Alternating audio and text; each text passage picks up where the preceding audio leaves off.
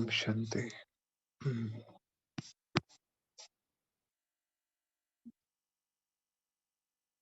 तो आज जो शक्तियों के अभ्यास में निर्णय शक्ति चलती है, उसका आज आखिरी दिन है। उसके 21 दिन पूरे हुए आज। आप सभी ने अभ्यास किया भी होगा और पॉइंट्स भी आप सभी के पास कमेंट्री सहित आए होंगे। इस आशा और पूर्ण विश्वास के साथ कि निर्णय शक्ति हम सभी की पहले से बहुत ज्यादा बढ़ी होगी और भी बढ़ेगी। तो जो अभ्यास हमने 21 दिन में किया, वो अभ्यास, वो इमर्ज करना शक्ति को बार बार, हर शक्ति को एक बार हम सभी के लिए अनिवार्य है। जैसे हम डेली ब्रश करते हैं, डेली पानी पीते हैं, और भी बहुत सारे कर्म हैं जो नित्य कर्म हम डेली करते हैं क्योंकि वो जरूरी है। डेली करना उनको जरूरी है। ऐसे ही जो हमारी सूक्ष्म सल्तनत है, उसको भी डेली, जो सूक्ष्म हथियार हैं, जो सूक्ष्म कवच हैं, जो हमारी शक्तियां हैं, उनको भी, अस्त्र और शस्त्रों को भी डेली एक बार, 2 बार, 3 बार इमर्ज कर लेना, हल्का सा कोई अभ्यास कर लेना, वो उनकी एक्टिवेशन के लिए बहुत जरूरी है और हमारी स्मृति के लिए बहुत जरूरी है कि हाँ, हमारे पास ये शक्तियां हैं।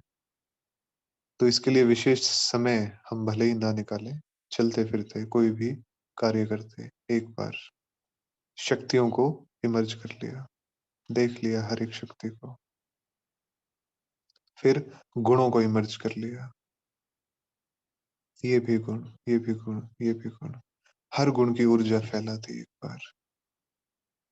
फिर अपने 7 जो मुख्य गुण हैं उनको इमर्ज कर लिया, हम आत्मा के ये 7 स्वधर्म, फिर उसके अनुरूप ऊर्जा फैला दी एक बार।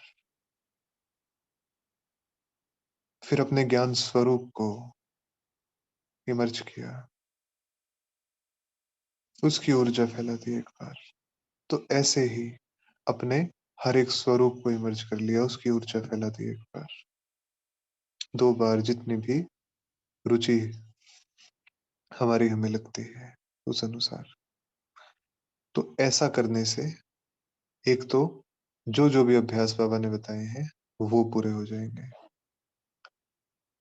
हमारे स्वरूप हमारी स्मृति में रहेंगे, समय पे ध्यान में आएंगे, और दूसरा जो मुख्य चीज इससे होती है, वो सब कॉन्शियस को बार बार बार बार बार बार ये मैसेज आता है कि मेरा स्वरूप बिंदु रूप है, मेरा स्वरूप आकारी है, निराकारी है, ये साकारी नहीं है। मेरी दरबार में शक्तियां हैं, मेरी दरबार में गुण है, मेरी दरबार सूक्ष्म है, धरती से अलग है, देह से अलग है। बार बार इन अभ्यासों से मैसेज जाता है। तो जितना जितना मैसेज जाता जाएगा उतना उतना ही सब कॉन्शियस में ठहरा हुआ आता जाएगा। तो बार बार का अभ्यास, बार बार की स्मृति, बहुत सहज रूप से, जद्दोजहद बिल्कुल भी नहीं करनी होती किसी भी अभ्यास में, बिल्कुल सहज रूप से। फॉर एग्जाम्पल, हम चाय पीने बैठते हैं, पानी पीने बैठते हैं, बहुत सहज हो गए, एक एक घूंट के साथ एक एक शक्ति को इमर्ज कर लिया, एक एक सिप के साथ हर शक्ति की ऊर्जा फैला दी। पहली घूंट सहन शक्ति की, पहली घूंट परख शक्ति की, दूसरी घूंट निर्णय शक्ति की, तीसरी घूंट सहन शक्ति की, समाने की शक्ति की। ऐसे ही 8 घूंट में 8 शक्तियों को याद कर लिया। खाना खाने बैठे, दृष्टि कौन सी देनी है? 7 गुणों की दृष्टि दे देंगे।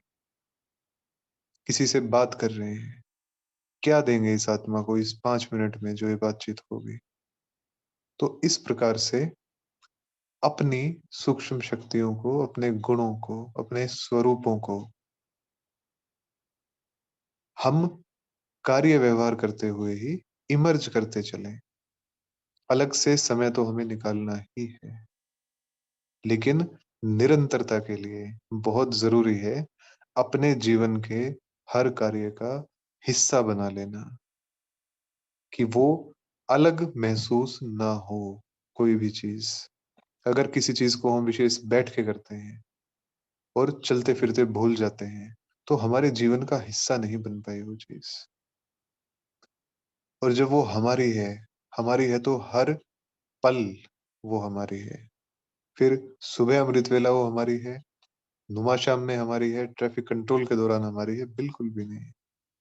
या जब उसके बारे में सुन रहे हैं तब वो हमारी है, नहीं। वो तो हर पल हमारी है ही हमारी, तो अलग हो ही क्यों? अलग हो ही क्यों? बिल्कुल भी नहीं। तो निरंतरता, संबंध में भी निरंतरता और स्मृति में भी निरंतरता, स्वरूप में भी निरंतरता। तो हम विशेष अटेंशन अब से जो आने वाली शक्तियाँ होंगी या हमारा कोई भी अभ्यास है, कोई भी पुरुषार्थ है, उसमें निरंतरता का करेंगे। क्योंकि जब है सब कुछ हमारा, तो भूले ही क्यों? क्या ऐसा विशेष या ऐसा खास रखा है यहाँ पर इस दुनिया में, जो हम इन चीज़ों को भूल के उसको स्थान देंगे? क्या है ऐसा? विचार करेंगे हम, क्या है ऐसा? है कुछ ऐसा? क्या जो बातें चलती हैं, वो इतनी खास हैं, हमारी शक्तियों से खास हैं, हमारे स्वरूप से खास हैं? जो संबंध हमें मिले हैं बाबा के साथ, क्या उनसे खास है वो? नहीं है। तो उससे खास कुछ भी नहीं।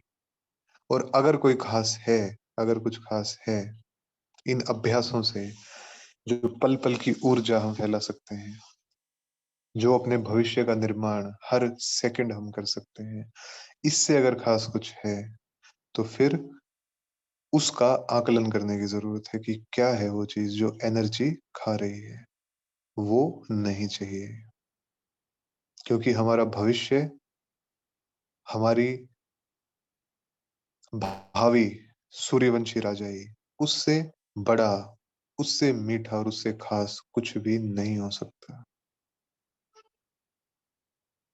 कुछ भी नहीं हो सकता। तो हर पल उस राजधानी का और उस स्वरूप का निर्माण हम अपने अभ्यासों से करेंगे। हमारा हर कर्म करते हुए, भले ही कर्म कैसे भी हों, लेकिन समय जाए अभ्यास में, क्योंकि अभ्यास से मीठा कुछ नहीं है। अगर हमें एक बार आदत लग जाए अभ्यास करने की, हर चीज़ में अभ्यास करने की, उससे मीठा कुछ नहीं है, उससे सुंदर कुछ है ही नहीं। तो संसार से बुद्धि हटानी नहीं पड़ेगी। बुद्धि हटी हुई ही रहेगी, क्योंकि वो निरंतर अभ्यास में है। और जो बुद्धि निरंतर अभ्यास में है, तो आप सभी बहुत विवेकवान आत्माएँ हैं, समझ सकते हैं कि जो बुद्धि अभ्यास में है, वो बुद्धि कैसी होगी? वो बुद्धि सोने का बर्तन होगी। जैसी हूबहू बाबा को चाहिए, वैसे ही होगी। तो अलग-अलग स्थितियों में जाकर, अलग-अलग चीज़ों का अलग-अलग रीति से बिल्कुल फ्री, बिल्कुल इंडिपेंडेंट हो गए। कौन कैसे करता है, नहीं जानना। कौन क्या करता है, नहीं जानना। बाबा साथ हो, किसी भी सीन में बाबा साथ हो, अपना स्वरूप याद हो और एक आधा कोई संकल्प, कोई सोमान, बस। तो इस विधि से जो भी अभ्यास हम करेंगे, वो अभ्यास फलीभूत होगा। हमें इस संशय में भी नहीं जाना कि ये करेंगे तो क्या होगा। जैसा बाबा साथ है, किसी भी सीन में परमात्मा, आत्मा अपने किसी भी स्वरूप में, पूज्य स्वरूप में, फरिश्ता स्वरूप में, अनादि स्वरूप में, देव स्वरूप में, किसी भी स्वरूप में आत्मा और साथ में परमात्मा और ये स्मृति कि कौन है हम कौन की स्मृति, कौन? तो ये 3 चीज़ें जिस भी अभ्यास में है, वो अभ्यास फलीभूत है। वो ऊर्जा फैल रही है। तो इसमें भी जाने की ज़रूरत नहीं है कि करें क्या? कुछ भी कर सकते हैं, कहीं भी बैठ सकते हैं। बैठ जाइए धरती के ऊपर और बैठ जाइए श्री लक्ष्मी श्री नारायण बन के। बैठिए ऊपर और देखिए, हम यहाँ के रहवासी थे। ये थी वो दुनिया जिसमें बुद्धि अटकी हुई थी। ये दुनिया है, है क्या इसमें जिसमें बुद्धि अटक सकती है? देखिए अपने संपूर्ण स्वरूप में इस दुनिया को। क्या करेंगे यहाँ रह के? क्या है यहाँ पे? जैसे हम बन गए हैं, हमारे लायक ही नहीं है ये दुनिया। स्वतः ही चिंतन चलेगा।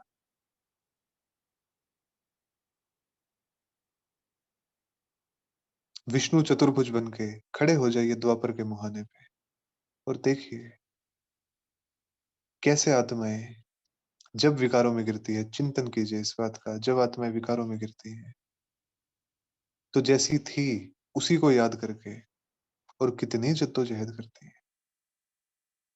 अच्छा, यहाँ से शुरू हुआ था देह अभिमान, यहाँ से शुरुआत हुई थी रावण राज्य की।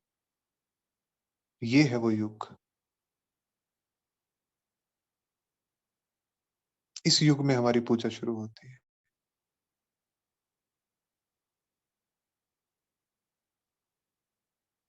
तो इस प्रकार से अलग-अलग अभ्यास, अलग-अलग रीति से हम करते चलें, लेकिन निरंतर करते चलें। तो 2 शब्द निरंतरता हर पल की और हमेशा प्रैक्टिस में, हमेशा प्रैक्टिस में, हमेशा प्रैक्टिस में। क्योंकि प्रैक्टिस का कोई टाइम नहीं होता, स्मृति का कोई समय नहीं होता। स्मृति बुद्धि हमेशा कोई ना कोई दर्शन कर ही रही होती है।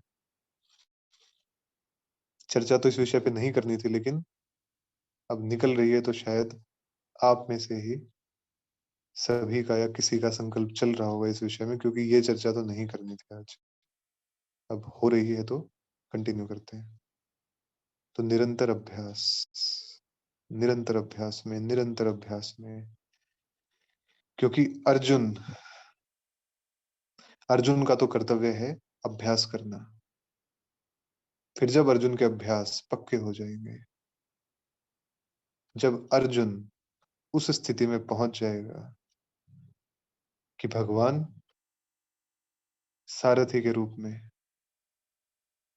और बीच में कुरुक्षेत्र के मैदान में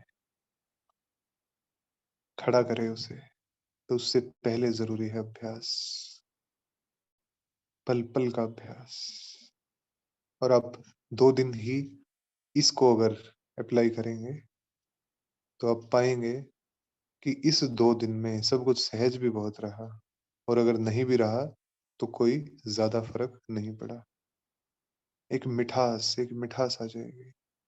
आस-पास क्या है, कौन है, कैसा है, कोई ध्यान नहीं, क्योंकि हमें तो अभ्यास में रहना है। हमें तो पल-पल ऊर्जा फैलानी है, पल-पल ऊर्जा फैलानी है। तो फिर ये भान भी खत्म हो जाएगा, जो भान आ जाता है ना कई बार, ये भान भी खत्म हो जाएगा कि हम लेट हो गए। हम बिल्कुल लेट नहीं हैं, बिल्कुल लेट नहीं हैं, बिल्कुल एक्यूरेट समय पे हैं और दुरुस्त हैं, समय पे हैं और दुरुस्त हैं। लेकिन शर्त यही है अभ्यास, निरंतर अभ्यास, बार-बार देह से निकलने का अभ्यास, बार-बार धरती को छोड़ने का अभ्यास, बार-बार ऊपर जाने का अभ्यास और फिर नीचे आने का अभ्यास। तो इन अभ्यासों में ही व्यस्त रहेंगे। तो अनेकों पुरुषार्थ जो अभी करने पड़ते हैं, वो नहीं करने पड़ेंगे। क्योंकि 2 ही रास्ते हैं, या तो परिस्थितियाँ आएँ और उनका निवारण के लिए बाबा के सामने जाएँ, या फिर हम रहें ही शक्ति स्वरूप और अपने शक्ति स्वरूप को ही बार-बार इमर्ज करते हुए इतना पका लें कि फिर परिस्थिति आए ना आए कोई फ़र्क नहीं पड़ता, क्योंकि हम तो बन गए। अब आए तो भी और ना आए तो भी। आएगी तो समाधान अपने आप हो जाएगा, नहीं आएगी तो है ही समाधान स्वरूप। तो हमारा कर्तव्य अभ्यास का है, हमारा कर्तव्य निरंतर उस ऊर्जा को प्रवाहित करने का है।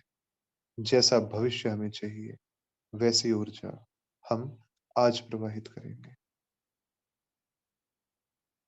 तो ये कर्तव्य हमारा, ये समझ हमें बाबा ने दी है। तो ये कर्तव्य हमारा, बाकी तो बाबा बैठा है करने के लिए, सँभालने के लिए, हमारे लिए सोचने के लिए क्या अच्छा है, क्या बुरा है, आगे क्या होगा, वो सब देखने के लिए वो बैठा है। हमारा कर्तव्य है, जो-जो स्मृतियाँ उसने दिलाई हैं, उन स्मृतियों का निरंतर अभ्यास, निरंतर अभ्यास। तो ये नवयुग का समय होता है, संडे का नुमा शाम के बाद। तो उसमें जैसे पहले 2 बार हमारी चर्चाएँ हुई कि जैसा हमें बनना है, वैसा ही बन के चलना है, वैसा ही व्यवहार करना है, तो वो हुई हमारी बात। आज करते हैं दृष्टि की बात, कि हमने खुद पे तो फ़ोकस किया कि जैसा हम बनेंगे, जैसा हम बनने वाले हैं, तो वो स्मृति तो आ गई, हम सूर्यवंशी सम्राट, आ गई वो स्मृति। हम सूर्यवंशी महारानी, आ गई वो स्मृति, बैठ गए सिंहासन पे और चाल-ढाल भी वैसा ही हो गया, बोलचाल भी वैसी ही हो गई, रॉयल्टी भी वैसे ही आ गई। वो दिखने लगी नज़ाकत विचारों में भी और व्यवहार में भी, बोलचाल में भी। तो वाक्पटुता, व्यवहार कुशलता सब आ गई। लेकिन इन स्मृतियों में चलते-चलते एक छोटी-सी मार्जिन रह जाती है, जो उस दुनिया में तो नहीं आएगी, लेकिन ये अभ्यास करते-करते यहाँ पे ज़रूर आ सकती है, कि हमने ये सबकॉन्शियस लेवल पे आती है। ये ऐसा नहीं होता कि हम उस चीज़ को कॉन्शियसली बैठ के सोचते हैं, नहीं, वो अपने आप आ जाएगी क्योंकि सबकॉन्शियस में भरी हुई है, 63 जन्मों की भरी हुई है, इसलिए आ जाएगी। तो आने से पहले ही उसके विषय में चर्चा करके उसका इलाज, क्योंकि हम सभी महाराजा बनने वाले हैं। तो महाराजा परिस्थिति का इंतज़ार नहीं करता कि वो आएगी और तब देखेंगे, नहीं, वो पहले से ही देख लेता है कि आ सकती है। तो इसका अर्थ ये नहीं है कि वो उसका आवाहन कर रहा है, नहीं, वो उसकी दूरदर्शिता है। तो महाराजा के सामने यदि कोई महाराजा-महारानी के सामने यदि कोई परिस्थिति आ जाए और फिर वो निवारण करें उसका, तो चूक हो गई कहीं बुद्धि से, इसका मतलब। तो पहले से ही हर परिस्थिति का ज्ञान होना, उसकी समझ होना और उसको देख लेना कि ये संभावना है और उस संभावना का भी अंत कर देना, तो तब हम हैं सूर्यवंशी महाराजा और महारानी, तब हम बन सकते हैं। तो ये संभावना है कि अभ्यास करते-करते सबकॉन्शियस एक निकाल के लाए, अंदर से एक पिटारा खोले, जिस पिटारे से हम अनभिज्ञ थे। हमें उसका ज्ञान नहीं था या समझ नहीं थी या सोच वहाँ तक गई नहीं कि ऐसा भी हो सकता है। लेकिन सबकॉन्शियस है, तो अलग-अलग प्रकार के खेल खेलता है भी हमारा ही, तो इलाज भी हमारे ही हाथ में है। तो ये अभ्यास करते-करते ये आ सकता है, क्योंकि हमने अपनी तो स्वरूप और अपनी पोज़ीशन सेट कर ली कि हम सूर्यवंशी महाराजा और महारानी, या हम सूर्यवंशी राजकुल के रॉयल प्रिंसेस, आर्यव्रत के महाराजा-महारानी। जिस भी स्मृति में हमने खुद को देखा, हम श्री लक्ष्मी, श्री नारायण, हम विश्व के बादशाह, हमने सेट कर लिया ये। लेकिन ये चलते-चलते एक और चीज़ हमें सेट करनी है, कि जो हमारे आस-पास हैं, चाहे ब्राह्मण परिवार में हो, चाहे लौकिक परिवार में हो, हमें इनका भी सेट करना है। उनका पद पोज़ीशन उनके कर्म के हिसाब से मिल जाएगा उनको। लेकिन अपने सबकॉन्शियस को अपने नियंत्रण में रखने के लिए, और जो वो संभावना है, सूक्ष्म मैंपन की या सूक्ष्म अहंकार की, जो आ सकता है, अभी नहीं है। अभी हम चेकिंग करेंगे तो हमें लगेगा कि नहीं है। लेकिन चलते-चलते कुछ समय के बाद आ जाएगी वो चीज़ कि हम तो ये,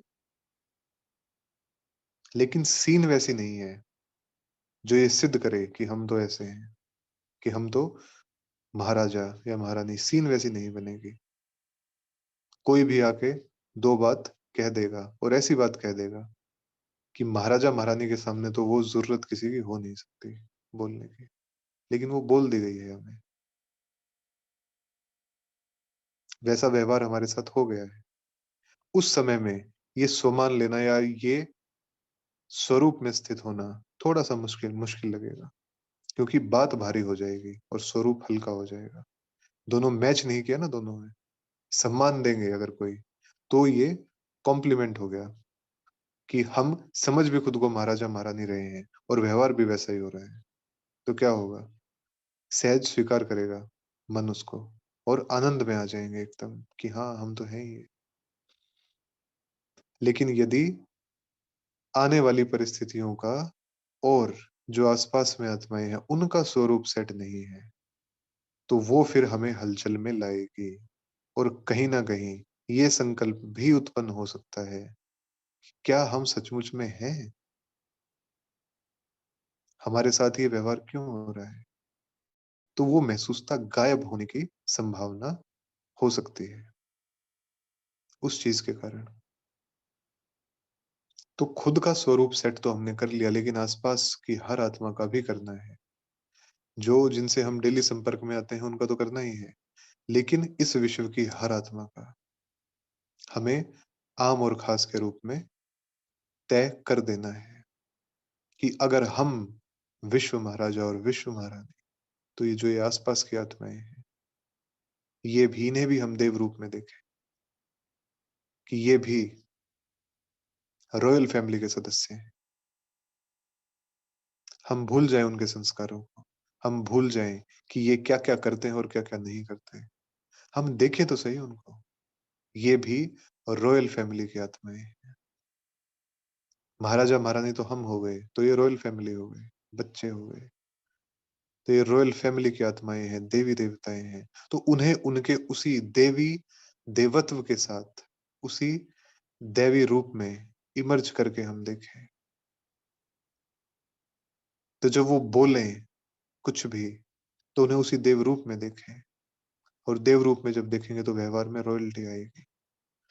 जो शब्द हम यूज़ करते हैं वो परिवर्तन होंगे। उन्हें देखने की, उनके विषय में सोचने का एक अंदर से हमने मेमोरी कार्ड ही बदल दिया।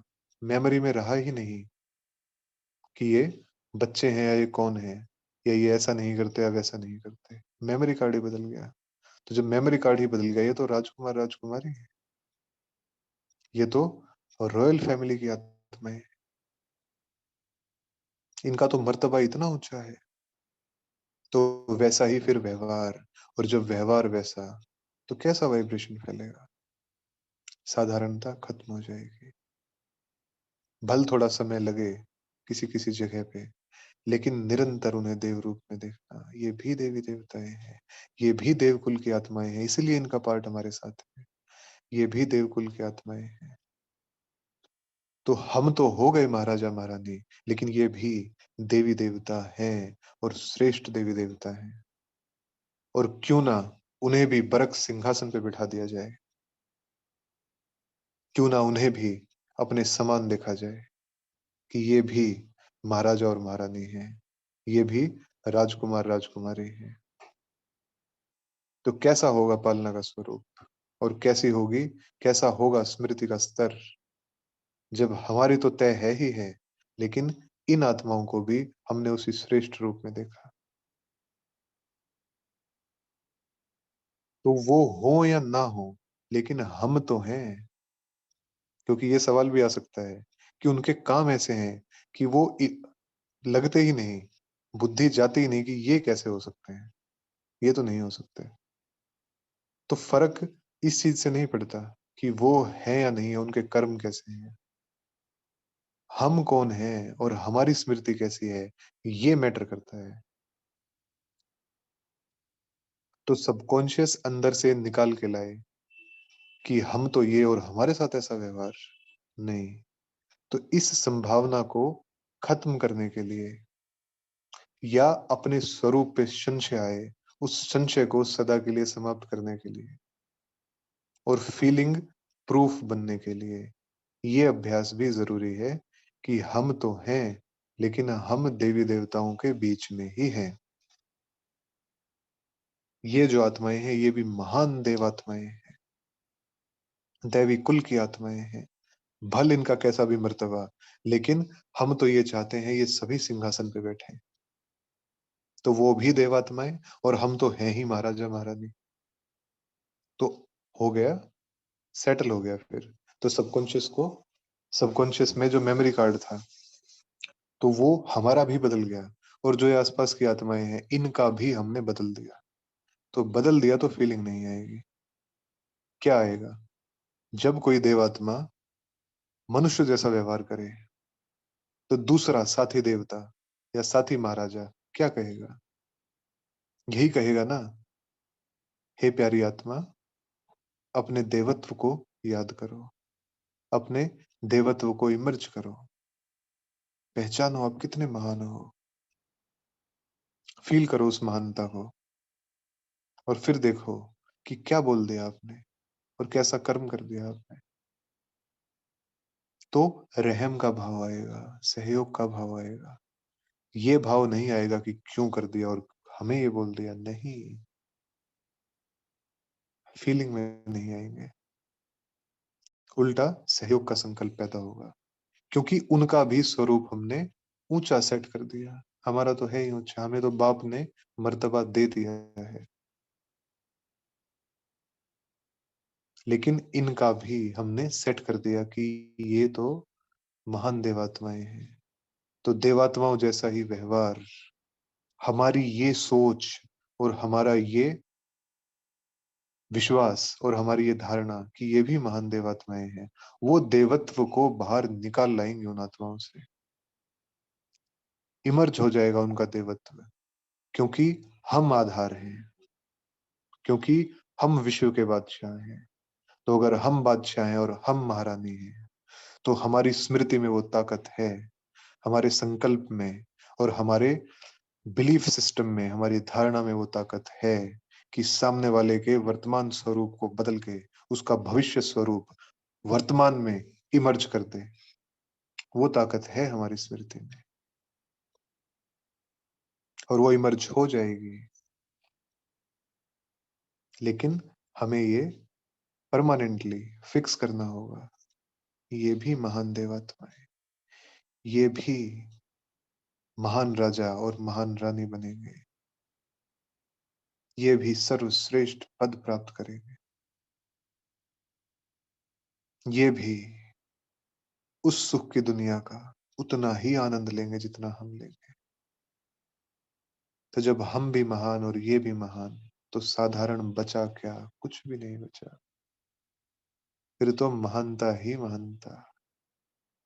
लेकिन यदि वो साधारण व्यवहार में है और हमने साधारण व्यवहार को देखा या उस साधारणता की तरफ हमारी बुद्धि चली गई, तो वहीं पे हमारे साथ खेल हो गया, क्योंकि वो साधारणता दिखते ही हमारा देवत्व हमें भूल जाएगा और बाकी सब कुछ हो जाए, लेकिन हम कौन है ये हम ना भूले। बाकी तो अगर आधी धरती चली गई और आधी बच गई, तो भी कोई फर्क नहीं पड़ता। हमारा स्वरूप नहीं भूलना हमें। तो वो ना भूलने के लिए सामने वाले का भी सेट करना होगा अपनी बुद्धि में। तो सबकॉन्शियस क्या करेगा? हिलने नहीं देगा। तो सबकॉन्शियस के अंदर जो उस आत्मा के प्रति हमने भरा है, वही जैसे ही उससे हम व्यवहार करेंगे या उसके बारे में विचार करेंगे, वही डेटा निकल के आएगा बाहर। तो अगर भरा ही महान देवात्मा का है, तो निकल के भी यही आएगा, महान देवात्मा। गुस्सा नहीं आएगा, चिड़चिड़ापन नहीं होगा और कोई व्यर्थ बात नहीं आएगी बुद्धि में। वही आएगा निकल के, महान देवात्मा। तो इससे सामने वाले को तो शुद्ध वाइब्रेशन जाएगा ही जाएगा, लेकिन हम व्यर्थ से बच जाएंगे, फीलिंग में आने से बच जाएंगे और अपने स्वरूप की विस्मृति से बच जाएँगे। सबसे ज़्यादा महत्वपूर्ण बात, अपने स्वरूप की विस्मृति से बच जाएँगे। तो वो याद रहेगा और हर आत्मा वैसे ही देव समान लगेगी। तो जैसे सतयुगी धरा जब साकार होगी तब हो गई, हम तो हैं ही सतयुग में। क्योंकि हम तो बन ही गए विश्व महाराजा, विश्व महारानी। आस-पास वालों को भी हमने वैसा ही बना दिया। तो तब कहेगा बाबा, क्या कहेगा? अब हम क्या कहते हैं? क्या कहते हैं? वाह बाबा, वाह! तो जब ऐसा कर देंगे, तब बाबा क्या कहेगा? धर्मराज की तो सलाम निर्धारित और निश्चित है ही है। ऊपर जाएँगे तो बाबा क्या कहेगा? वाह बच्चे, वाह! पार्ट हो तो ऐसा और पार्टधारी हों तो ऐसे। तो बाबा गर्व करेगा। तो अपने उस स्वरूप की ऊँचाई में स्थित भी रहेंगे, सामने वालों को भी उतना ही ऊँचा देखेंगे। क्योंकि जो जितना ऊँचा होता है, उसकी सोच और उसके विचार का स्तर भी उतना ही ऊँचा होता है। उसके लिए कोई छोटा है नहीं, क्योंकि वास्तव में कोई छोटा नहीं है। हर आत्मा सम्माननीय है, हर आत्मा वंदनीय है और हर आत्मा को उसका ड्यू रिगार्ड मिलना ही चाहिए। भले ही वो दे ना दे, वो उस आत्मा का अपना पर्सनल निजी पुरुषार्थ है, उसका अपना निजी सामर्थ्य है। हम देंगे,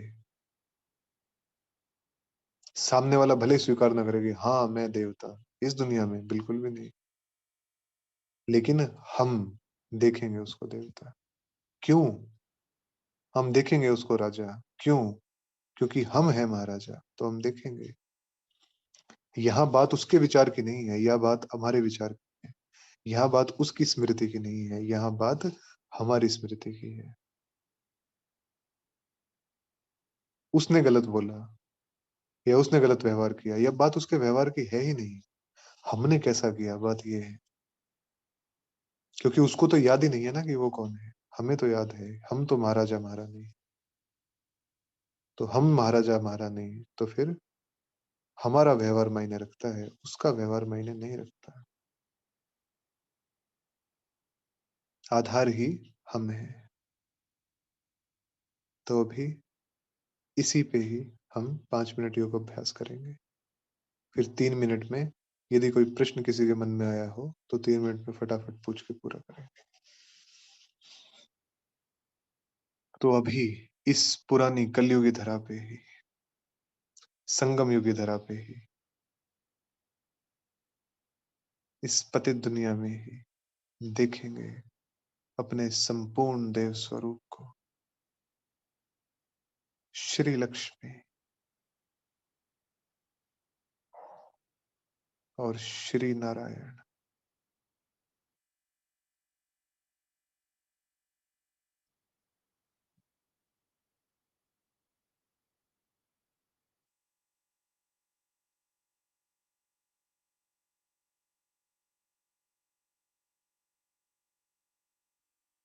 इस पतित दुनिया में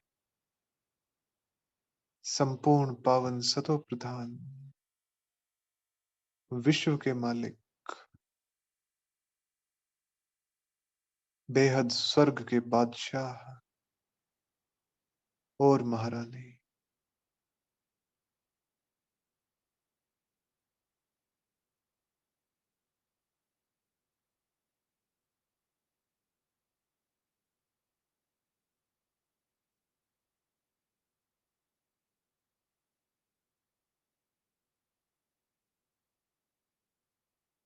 अब अपने अपने लौकिक परिवार के सभी आत्माओं को इमर्ज करेंगे।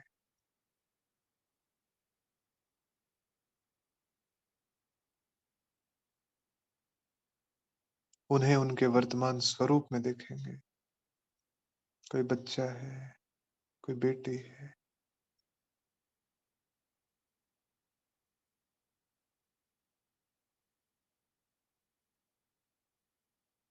कोई युगल है, कोई पिता है, कोई माता है, कोई भाई है, कोई बहन है। नाना प्रकार के संबंध हैं।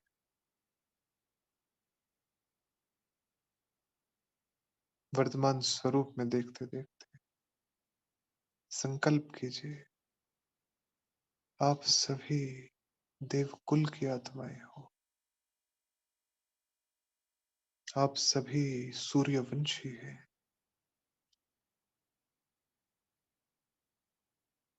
महान देवी-देवताएँ हैं आप, महान देवात्माएँ हैं।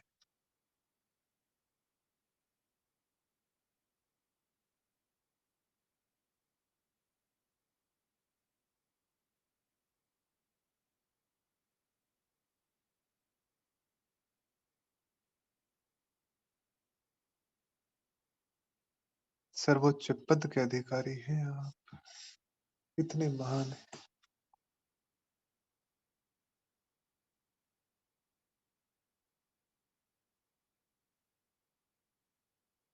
हमारी रॉयल फैमिली और उस रॉयल फैमिली के आप देवात्माएँ, देवी-देवताएँ, राजकुमार, राजकुमारी हैं।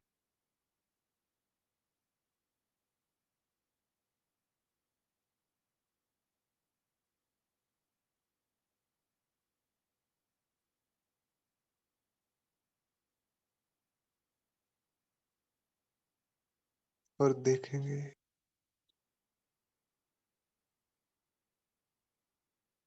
हमारे इन संकल्पों से, इस ऊँची दृष्टि से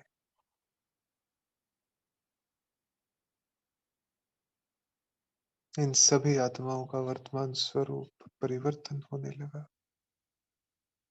और धीरे-धीरे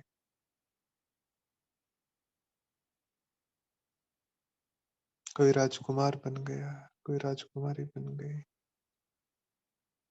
कोई देवी बन गई, कोई देवता बन गया, मुकुट आ गया सर पे।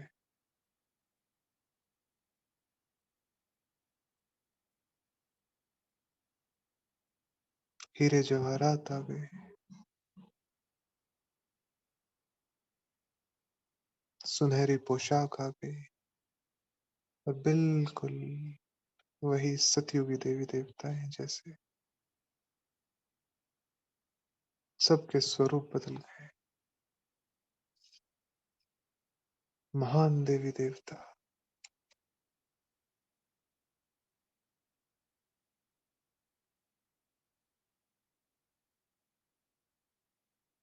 बहुत-बहुत महान।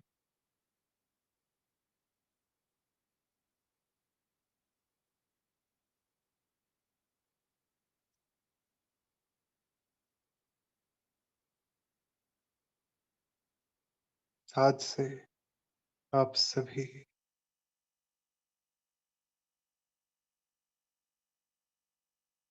हमारे लिए देवात्माएँ हो गए।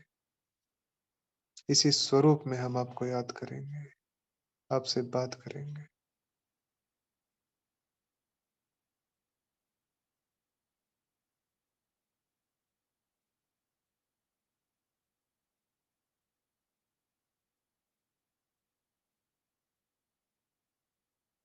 ओम शांति। जी, तो किसी का कोई प्रश्न है तो पूछ सकते हैं, नहीं तो फिर हम पूरा करते हैं।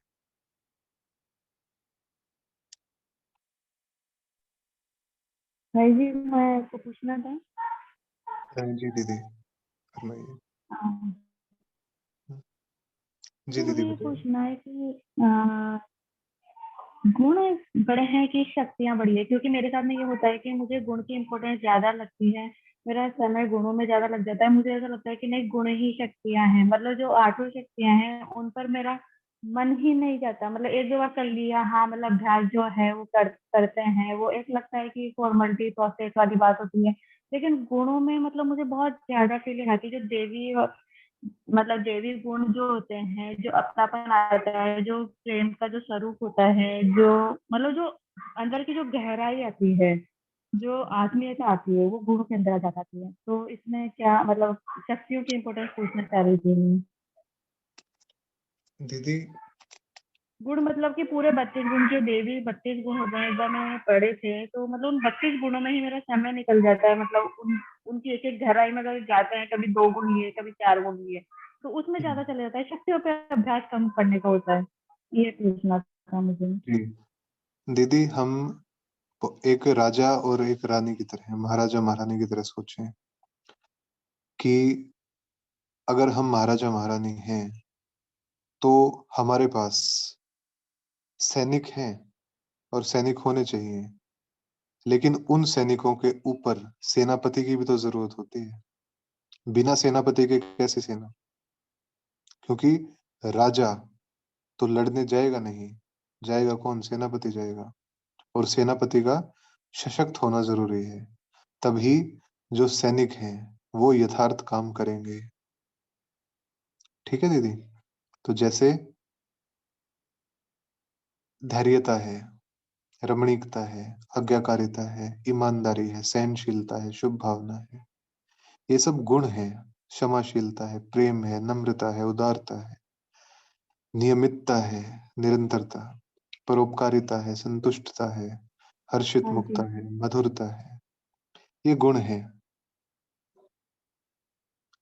अब एक सिचुएशन लीजिए, एक सिचुएशन आ गई, भारी दुख की सिचुएशन आ गई, भारी दुख की, और उस दुख में हमारा फीलिंग में आना लाजमी है, हम आएंगे ही आएंगे।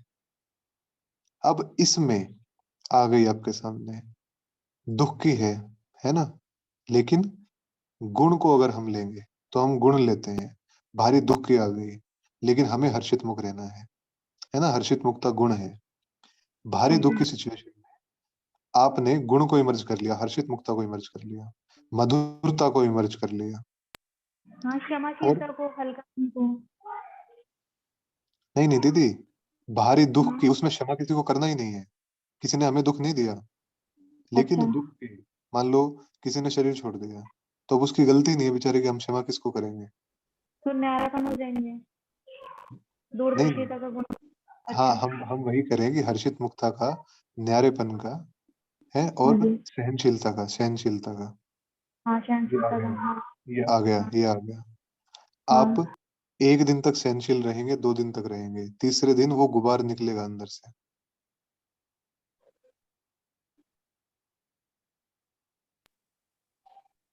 किसी भी सिचुएशन में, किसी भी सिचुएशन में जब हम गुण को लेते हैं, जब हम सैनिक को लेंगे, तो सहनशील आप कितने देर तक रहेंगे आप?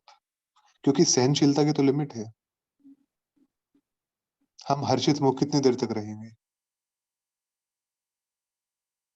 अच्छा, मतलब ये जो हाँ, ये सब हर्षित टेम्परेरी है मुक्ता की मतलब। भी, अच्छा। हर्षित मुक्ता की भी लिमिट है। वो स्थिति उसको प्रभावित कर सकती है। लेकिन अगर इस दुख की स्थिति में आपने इमर्ज कर लिया सामना करने की शक्ति को, या आपने इमर्ज कर लिया सहन शक्ति को, तो दीदी ये तो सागर है। तो बाबा तो शक्तियों का सागर है ना? और हमें भी मास्टर सर्वशक्तिवान बताता है। दैवी गुणों की तो धारणा करनी होती है, हमारे व्यवहार में आता है वो, लेकिन हमारा बचाव कर सके, दैवी गुण बचाव में काम नहीं आते, बचाव में तो शक्तियां काम आती हैं। अच्छा। तो तो शक्तियां सेनापति हैं, इन सेनापतियों के अंडर में चलते हैं ये गुण। अगर शक्तियां ना हो तो गुण कवच का काम नहीं कर सकते, गुण श्रृंगार हैं। हमें इसका डिफरेंस समझना है बहुत गहराई से, कि गुण हमारे आभूषण हैं और शक्तियां अस्त्र और शस्त्र हैं। तो युद्ध के मैदान में तो अस्त्र और शस्त्र चलते हैं, साज श्रृंगार नहीं चलता। साज श्रृंगार तब चलेगा जब हम सिंहासन पे बैठे होंगे, तब चलेगा वो। तब दिखाई देगा कि वाह, बिल्कुल सज धज के और साज सज्जा के साथ बहुत रमणीक स्वरूप है राजा रानी का। लेकिन युद्ध के मैदान में साज सज्जा नहीं चलती दीदी। युद्ध के मैदान में तो शक्तियां चलती हैं, वहां तो अस्त्र और शस्त्र चलते हैं। तो तो मतलब जब अभी तो हम। विक्रांत, जी, हाँ, तो मतलब अभी तो हम युद्ध के मैदान में। हाँ, तो मतलब अभी हमें मतलब शक्तियों पे ज़्यादा वर्क करना चाहिए मतलब। गुणों दीदी को भी करें। हम 24 घंटे में हमारे सामने 1 या 2 परिस्थिति ही आती हैं। उस समय शक्तियों को इमर्ज करें और बाकी पूरा दिन जो गुण है वो उसमें काम करते हैं, व्यवहार में काम करते हैं, परिस्थिति में गुण काम नहीं करते। सपोज़ आप ऐसे एनवायरनमेंट में हो कि 10 लोग आपको 10 तरह की बातें कहते हैं, तो वहाँ पे सहनशीलता का गुण होगा। लेकिन एक कोई ऐसा महारथी आ जाए, जो आपकी स्थिति को हिलाने की कुव्वत रखता हो, तो उस समय आप क्या करेंगे? उस समय वो सहनशीलता का गुण काम नहीं करेगा, क्योंकि 10 लोगों की तो आप पहले से सहन कर ही रहे हैं। अब ये 11वाँ आ गया और ये 11वाँ उन 10ओं के बराबर है। तो आप क्या करेंगे? यहाँ पे शक्ति काम आएगी, सहन शक्ति, डिफेंस, जो कि इसके आवेग को रोकेगी। यहाँ गुण काम नहीं आएगा। तो जहाँ फ़ोर्स है, वो तो फ़ोर्स से ही रुकेगी। वो मतलब एक लाइन में अगर कहें, बहुत सार में अगर कहें, तो गले का हार तलवार का काम नहीं कर सकता दीदी। और जो कमरबंद है, कमरबंद ढाल का काम नहीं कर सकती। ढाल तो ढाल ही है। ढाल का मतलब ये है कि कुछ भी क्रॉस नहीं कर सकता उसको। तो गुण क्या है? गुण श्रृंगार है और शक्तियाँ अस्त्र और शस्त्र हैं और युद्ध हमेशा अस्त्र और शस्त्र के आधार पे ही जीता जाता है। कितने तीखे, कितने पैने, कितने धारदार हैं, उसी आधार पे ही जीता जाता है। कुशलता कितनी है चलाने की, उसी आधार पे जीता जाता है। जी भाई।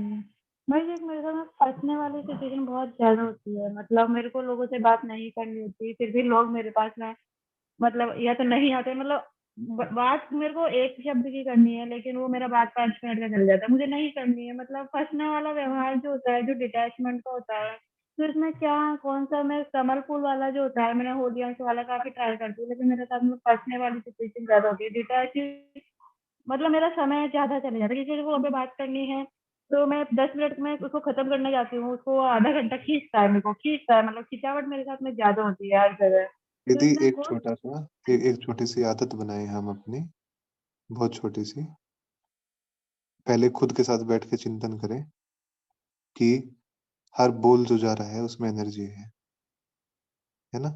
वो भी एक धन है, उसे वेस्ट नहीं करना। तो हम एक स्वभाव, एक आदत बनाएँ इस चीज़ की कि किसी ने आके हमसे बात की, तो तुरंत ना बोलने की आदत बनाएँ कि एकदम से नहीं बोलना। पहले सुन लिया, सुनने के बाद विचार किया उस बात पे, ठीक है, अच्छा। फिर उसके बाद पहले जो हम बोलने वाले हैं, मतलब ये सुनने में ऐसा लग रहा है कि काफ़ी टाइम लगेगा इसमें, लेकिन इतना टाइम नहीं लगता। जो हम बोलने वाले हैं, वो एक बार घुमा लें बुद्धि में, जिसको बाबा ने कहा है कि पहले तोलो और फिर बोलो। तो पहले तौल लें एक बार कि ये बात है, लेकिन ये बात तो एक लाइन में भी कही जा सकती है। तो वो एक लाइन हम निर्धारित करके फिर बोलें। तो शुरू में आपको थोड़ा-सा लगेगा कि ये बहुत मतलब टाइम लग रहा है इसमें, लेकिन एक ठहराव आ जाएगा हमारे स्वभाव में और ठहराव आने के बाद अपने आप ही ऑटोमैटिकली बुद्धि छान लेगी। 20 बातों की एक बात ही निकलेगी, ऑटोमैटिकली। तो हम ठहरने का एक स्वभाव बनाएँ कि हम ठहरे हुए रहें। कोई भी बात आई, तुरंत नहीं, ठहर जाइए पहले। क्योंकि जब ठहरे हुए रहेंगे ना, तो समझ में भी आएगी बात बहुत अच्छे से और ये भी समझ में आएगा कि क्या बोलना है और क्या नहीं बोलना और कितना बोलना है, वो भी आएगा। तो हल्का-सा बस इसमें टेंशन की ज़रूरत है और कोई बात नहीं। ठीक है जी दीदी। भाई, जी, शुक्रिया मैं भाई। जी, बाय-बाय। उषा उषा दीदी ने हैंड रेज़ किया है। जी, प्लीज़ बताइए दीदी। ओम शांति भाई जी। ओम शांति दीदी। जी भाई जी, जैसे आपने कहा ना कि हमें तो हमेशा स्मृति पे रहना है कि हम महाराजा है, महारानी है और अगर बाहर से कोई बात भी आती है या जी, कुछ पीपल्स है ना कोई आते हैं वो हमें कोशिश करते हैं हिलाने की या वो साधारण स्मृति में नहीं रह रहे। तो चलिए जी हमने दीदी। ये प्रैक्टिस की, बाहर से अब कुछ आते भी हैं तो हमारी स्मृति की हैबिट्स बहुत पक्की है, हम रहते हैं स्मृति पे। है? ठीक है। लेकिन जी, उससे क्या दीदी। हो रहा है कि हमारे चाल-चलन में आ गए, हमारे बोल आ गए अच्छे। हुँ, हुँ, हुँ, हुँ। हमारे ओवरऑल बाहर स्टूल से बहुत अच्छी प्रैक्टिस हो गई है ना? जी, लोगों को भी लग रहा है, हम भी अपने को काफ़ी महसूस कर रहे हैं। लेकिन जी। अगर इसी बीच में, क्योंकि तो हम संगम में चल रहे हैं, हमारे साथ हमारे 63 जन्म के भी हुँ, संस्कार है, अभी के भी हुँ। है ना? और जी, वो भी कर रहे हैं और वो चीज़ हमारे साथ भी आ रही है। खुद हमारे बिहेवियर्स में, हमारे सूक्ष्म में कुछ-कुछ चीज़ें ऐसी है जो हम हुँ, साधारणतः ही कर रहे हैं या वो कर हुँ, रहे हैं, तो उस समय उस चेकिंग का क्या करना है? उस समय हमें स्मृति से हटना, मतलब सोचना भी है कि नहीं ये सब क्यों हो रहा है, या हम स्मृति पे ही इतना कॉन्फिडेंट रहे कि अगर छोटे-छोटे कुछ कर भी रहे हैं, हम उसकी चेकिंग भी ना करें, और अगर समझा हुँ, भी रहे हैं लोग, तो भी हम उस पे असर ना लें, क्योंकि हमें तो स्मृति हुँ। पे रहना है। जी। तो उसको कैसे हैंडल करना चाहिए? अब अगर मैं दीदी। एग्ज़ाम्पल पे दूँ, जैसे कि हुँ, एक महाराजा-रानी अगर कोई बात करते हैं या कुछ बोल रहे हुँ, हैं, तो फिर वो उसपे कन्फर्म रहते हैं कि हाँ, वो करनी है हमें। हुँ, मतलब अगर सूर्यवंशी क्या, अगर द्वापर के भी राजा-रानी ले लें, तो वो तो ऐसे ही रहते हैं। लेकिन जी। तो हमारी तो बिहेवियर हो रही है कि हम कह रहे हैं और फिर कोई फ़र्क नहीं पड़ रहा, कर रहे थे ही कर हुँ, रहे हैं। ऐसा चल रहा है, हुँ, काफ़ी मल्टीपल संस्कार सा बन गया। हुँ, लेकिन हुँ, हमें कोई फ़र्क नहीं पड़ रहा, हमारी स्मृति इतनी पक्की है, लोग हुँ, कहे भी तो फ़र्क नहीं पड़ रहा है। मैक्सिमम 90% कह भी नहीं रहे, 10 को शायद लग रहा है कि नहीं, ये तो थोड़ा अलग-सा चल रहा है। पर हुँ। तो फिर भी हमें फ़र्क नहीं पड़ रहा, हमारी अब ये आदत बन चुकी है, तो इसको कैसे लेना है? दीदी, पहले तो उसको परखें हम आराम से कि जहाँ से बातें आ रही हैं, वहाँ पे भाव क्या है? उस भाव को परखें।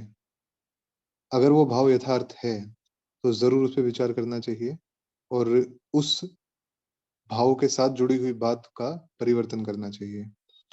लेकिन यदि वो नहीं, भाव बातें हमें कहीं से नहीं आ रही हैं, हमारे संस्कार बन गए हैं कि हम बातें कहते हैं, बड़ी-बड़ी सभा में कहते हैं, लेकिन फिर हम नहीं कर रहे, हमें फ़र्क नहीं जी, पड़ रहा। एक्चुअली एक जी, सिंपल मनुष्य को भी देखें तो होता है कि हमने कोई बातें कही है तो उसे करनी हुँ, चाहिए। लेकिन जी, ऐज़ अ कहीं से आ गया, या कुछ विधि है कि कुछ बातों में फ़र्क ही नहीं पड़ रहा। हम कह देते हैं कि हाँ, ये आप लोगों के लिए किया जाएगा या हम हुँ, ऐसा करेंगे, लेकिन फिर हम उसको करते नहीं हैं। है हुँ, ना? फ़र्क भी नहीं पड़ता, वो चीज़ वैसी चल रही है, हम जाने देते हैं, पर हमारी स्मृति तो पक्की है कि मैं महारानी हूँ और मैं जा रही हूँ सतयुग हुँ। पे, इस तरह का। लेकिन ये सब बिहेवियर साथ में हो रही है। कुछ दीदी चीज़ें ये आ रही सब है तो हमें ये ये अच्छा लग रहा है हुँ, कि अब चलिए हुँ, थोड़ा-सा युक्ति-युक्त झूठ बोल दें और चल बातों को ठीक कर दें। पर मेरी हुँ, स्मृति पक्की है, और ये सब मैं कहीं करती जा रही हूँ छोटे-छोटे। तो इस हुँ। पे कैसे हमें इसको भी ठीक करना है, और वो स्मृति पे भी रहना है, या स्मृति पे ही इतना पक्का रहे और ये सब कुछ चलते रहने दें? ये पूछ रही हूँ आपसे। हाँ, तो ये पर्सनल चेकिंग की बात है दीदी। हम वही कह रहे थे कि बैठ के गहराई से सोचें इस विषय में, साक्षी होके सोचें कि जहाँ से जो भी कुछ कहा गया, किया गया या करना है, उसके बीच में यदि हमें ऐसा लगता है कि हमारे कुछ बोलने से या कुछ करने से जो आत्माएँ इन्वॉल्व हैं, उनकी स्थिति हिलेगी या वो उस चीज़ को नहीं समझेंगी, तो उस स्थिति में साइलेंट रहना और न्यारा रहना, ये बिल्कुल यथार्थ है, वैसा ही होना चाहिए। और यदि ऐसा लगता है कि वो आत्माएँ इस चीज़ को समझेंगी भी और कही हुई बात को अमल में भी लाएँगी या उस चीज़ में उस चीज़ की विशालता को समझ के और फिर उसके बारे में चिंतन करेंगी और उस चीज़ को पचा पाएँगी, हज़म कर पाएँगी, तब उनके सामने वो ज़िक्र करना चाहिए, नहीं तो बहुत न्यारा रहे और अपना जो अभ्यास चल रहा है, वो अभ्यास करते रहें और बिल्कुल अपनी नहीं, ये तो स्मृति भाई में चीज़ बाकी की इन्वॉल्वमेंट हो गई ना। अगर मेरे में ही संस्कार, मेरे कुछ सूक्ष्म संस्कार भी चल रहे हैं, और प्लस मेरी ये स्मृति भी चल रही है कि मैं महारानी हूँ, मैं सूर्यवंशी हुँ, हूँ, हमेशा अच्छी प्रैक्टिस फ़ील भी आ हुँ, रही है, और छोटे-छोटे संस्कार मेरे चलते जा रहे हैं। बात हुँ, कह के नहीं करने की, झूठ हुँ, से बोलकर निकलने की, तो ये हुँ, सबको कैसे डील करूँ? अगर आप बोल रहे हैं कि स्मृति से हटना ही नहीं है, तो फिर हुँ, ये चेकिंग कब करेंगे और कब इस पे डील करके नोटिस भी करेंगे कि नहीं, ये सब भी मेरे साथ छोटा-छोटा चल रहा है। इवन दो हम बहुत अपनी स्मृति पर है और मेरे हुँ। सारे चलन और सब पे आ गई है, लेकिन ये दीदी, छोटा-छोटा चल रहा है। पर्सनल चेकिंग की बात है। पर्सनली ही अपनी चेकिंग करके और तभी इन चीज़ों को ठीक किया जा सकता है। अगर हमें महसूस होता है या साथ में किसी को महसूस होता है, तो हम उसको रियलाइज़ करें। रियलाइज़ करके देखें कि हाँ, ये कमी है, उस कमी को दूर करें। पर्सनल चेकिंग की बात है ये तो। हाँ, लेकिन जितना स्मृति पे रहने हुँ। नहीं दे रहा, तब तो स्मृति से हटना पड़ रहा है कि नहीं, हमने ये की है इस तरह की चीज़ें। और एक तरफ ये कह रहे हैं कि स्मृति पे ही रहना है, हम तो है ही, नहीं, हटे नहीं, नहीं नहीं। उससे। तो तो चेकिंग कॉन्ट्रडिक्ट नहीं हो करने रहा के थोड़ा? लिए चेकिंग नहीं, कॉन्ट्राडिक्ट कैसे होगा दीदी? अगर किसी महाराजा से या महारानी से गलती होती है, तो उसको सिंहासन से उतरने की ज़रूरत नहीं है कि वो उतर के और फिर उसको स्वीकार करे। वो तो बैठे-बैठे भी कर सकता है। स्वीकार करके और फिर उसको चेंज करना ज़्यादा इम्पोर्टेंट है। स्मृति से हटने का तो सवाल ही पैदा नहीं होता। अगर वो स्मृति से हटे, तो हो सकता है कि वो स्वीकार भी ना करें और हो सकता है कि जैसा व्यवहार उनके साथ हो रहा है, वो उससे भी बदतर व्यवहार पे आ जाएँ। ये भी हो सकता है ना? तो स्मृति से तो हटना ही नहीं है, क्योंकि स्मृति एक व्यवहार का स्तर निर्धारित करती है कि हाँ, हमें वहाँ तक नहीं जाना। हमें उस सोच के स्तर तक नहीं उतरना। हमें अपने व्यवहार को एक विशेष स्तर पे रखना है, क्योंकि हम ये हैं। तो स्मृति से अगर हटे तो बात बिगड़ जाएगी। स्थिति से जब हटे तक नहीं, लेकिन चेक करके उसको चेंज करे, वो मल्टीपल तो नहीं आ जाए। ये भी तो ध्यान रखनी है ना। हाँ, वो पर्सनल चेकिंग की बात है। वो जो अपने आप को समझता है कि हम ये हैं, तो उसी अनुरूप ही वो खुद को चेक भी करे और बाबा के सामने चेक करे। सबसे पहले अपने भाव को चेक करे कि किस भाव के साथ ये मैं कर रहा हूँ या कर रही हूँ, उस भाव को चेक करे और बाबा के सामने करे। क्योंकि कई बार अपना दिल दर्पण जो होता है, वो भी उससे भी यथार्थ बाबा की आँखें दिखाती हैं। बाबा की दृष्टि दिखाती है कि हाँ, ये है या नहीं है। तो बाबा के सामने अपने भाव को चेक करें और फिर अगर कुछ है, तो उसको रियलाइज़ करके चेंज करें। और एक लास्ट बात कि अगर जैसा कहा ना कि दूसरे को अगर हमें रियलाइज हो रहा है, हम दूसरे को महाराजा महारानी समझते हैं, लेकिन हमें लग रहा है कि ये हम थोड़ा सा नोटिस करा सकते हैं या ये कर सकते हैं, हुँ। तो वो चीज करनी चाहिए या नहीं करनी चाहिए? या वो इस स्थिति आपने जो पहले कही कि स्थिति को देखनी चाहिए, अगर सामने वाला एक्सेप्ट कर सकता है तो कहे, अदरवाइज न्यारे बन के रहे। ये वाला ही करना है उस केस में। दीदी, कहने के बहुत सारे तरीके होते हैं, लेकिन जो बात बहुत सहजता, सरलता के साथ कही जा सकती है, उसको अलग-अलग तरीकों से शुगर कोट करके, अलग-अलग तरीकों से वो करके, वो कहना एक तो वो मतलब थोड़ी दूसरी कैटेगरी में आ जाता है। वो राजाई व्यवहार की कैटेगरी में नहीं आता वो। दूसरा कि अगर हमें किसी को कुछ कहना भी है या कुछ करना भी है, तो हम पहले ये चेक करें कि हमारा उससे कोई मतलब भी है या हम ऐसे ही इन्वॉल्व हो रहे हैं उन चीज़ों में। अगर हमें मतलब लगता है, तो हम कहें, नहीं तो हम एक दुआ का संकल्प कर दें। जो हम उनको कहना चाहते हैं ना, वो संकल्प कर क्योंकि दें हम। क्योंकि आप महाराजा महारानी के साथ में अगर हो रही है, तो आपको लग रहा है कि हाँ, प्रजा के लिए या फैमिली के लिए आपको ये बात कहीं से रखनी चाहिए। हुँ। तो उस समय अपना नहीं होता, मे बी अपने इंटरेस्ट में आप कभी बात ही ना करें, लेकिन करनी पड़े, तो उस समय मतलब एक स्टेप लेके कहनी चाहिए या न्यारे बनना ज्यादा बेटर है? नहीं, हम न्यारा बने भले ही या भले ही कहें, लेकिन कहने से पहले अपने भाव को चेक करें कि हमारा भाव क्या है इसके पीछे। कहीं हमें कोई पर्सनल दिक्कत तो नहीं हो रही है? या ये मतलब पब्लिक की ही जो एक तरीके से जो ओवरऑल सभी की भलाई के लिए है, या कहीं हमें कोई पर्सनल दिक्कत तो नहीं हो रही? हम इस चीज़ को चेक करें और पर्सनल दूसरा वाले में तो बिल्कुल साइड कर जाए, पर्सनल वाले में तो करना ही नहीं चाहिए। और अगर पब्लिक की है तो मतलब बहुत रॉयल्टी के साथ बात रखी जा सकती है। ये बात हुई। हाँ, रॉयल्टी के साथ बात रखी जा सकती है और दूसरा, अगर वो बात एक बार रखी जा चुकी है और ये हमने देख लिया है कि परिवर्तन कहीं न नहीं दिख कहीं रहा। उस पे फ्रीक्वेंसी मैच नहीं हो रही, तो उस बात वो बात कहने की बजाय अपनी एनर्जी या सामने वाले की एनर्जी उस बात की तरफ लेके जाने की बजाय हम हमें जो दिख रहा है, हम अपनी शक्ति के आधार पे एक संकल्प कर दें कि प्यारे आत्मा भाई, ये हमारी आपके लिए दुआ है। वो दुआ ज़्यादा काम करेगी, बजाय इसके कि हम बातों में जाएँ। जी। क्योंकि क्योंकि बातों में जाके हमारा भी समय जाएगा, सामने वाले का भी जाएगा। तो जो भी हम देना चाहते हैं, जो भी हम कहना चाहते हैं, उसको एक सोमान बना दें और वो सोमान दे दें सामने वाले को कि आप तो ऐसे हो। तो वो जो सोमान की सूक्ष्म तरंग आएगी ना, वो ज़्यादा सहयोग देगी, वो ज़्यादा फलदायी होगी, बजाय इसके कि हम स्थूल में बात करें। क्योंकि बातें रह जाती हैं, बातें उड़ जाती हैं, लेकिन जो एनर्जी फैल गई, वो एनर्जी हमेशा आगे बढ़ाती है। चाहे हम हैं या कोई भी है, तो वो एनर्जी हम दे दें उनको। तो एनर्जी ज्यादा काम आएगी, उसका ज्यादा रिजल्ट निकलेगा। जी, ठीक। जी। सुष्मिता बहन ने हैंड रेज किया था। जी दीदी बताइए। जी भैया जी, ओम शांति। वो जी जो आप बता रहे थे ना कि आना और जाना ये प्रैक्टिस करना है, ये तो हम सुनते हैं कि आना-जाना ये प्रैक्टिस करना है, लेकिन ये जो आना और जाना जो प्रोसीड्यूर है, मतलब मैं शरीर से निकल कर मैं आत्मा ऊपर जा रही हूँ, इसको देखना भी ज़रूरी है या जैसे मतलब सोचती हूँ कि मैं परम धाम में हूँ, तो फ्रैक्शन ऑफ सेकंड में मैं परम धाम का अनुभव कर सकती हूँ बाबा के सामने। और मैं शरीर में लौट आती हूँ, तो वो भी मैं मस्तिष्क के अंदर फ्रैक्शन ऑफ सेकंड में भी वो हो जाता है। तो ये जो हो जाता है ना तुरंत, कि यही ज़रूरी है या बीच में आने-जाने का वो प्रोसीजर मेंटेन करना भी ज़रूरी है? दीदी इसमें दोनों चीजें हैं। सेकंड में जाना भी जरूरी है और उस सेकंड को 15 मिनट बना देना भी जरूरी है, क्योंकि जितना सार जरूरी है उतना विस्तार भी जरूरी है। लेकिन विस्तार में जाए बिना सार स्थित नहीं हुआ जा सकता, क्योंकि अगर हम सीधा सार में स्थित हो गए तो विस्तार का ज्ञान नहीं रहेगा, उसकी समझ नहीं रहेगी। तो बार बार वो विस्तार मार्जिन पैदा करेगा खींचने की दोबारा से।